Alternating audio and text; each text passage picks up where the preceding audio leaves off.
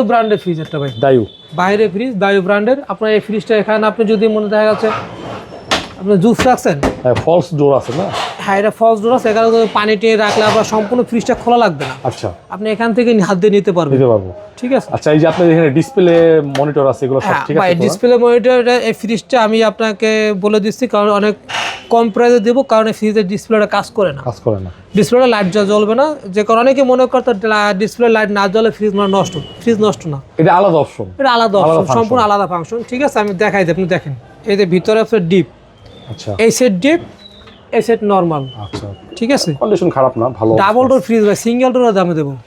শুধুমাত্র সমস্যা রয়েছে কি আপনার ডিসপ্লে লাইটটা জ্বলবে না।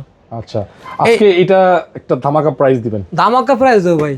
এই ফ্রিজটা আমি চাই দিয়েছি আপনার 35,000 টাকা। 35,000 ভাই, সারা বাংলাদেশ ডেলিভারি ফ্রি ভাই। ডাবল ডোর ফ্রিজ 35,000 টাকা, সারা বাংলাদেশ ডেলিভারি ফ্রি দেবো।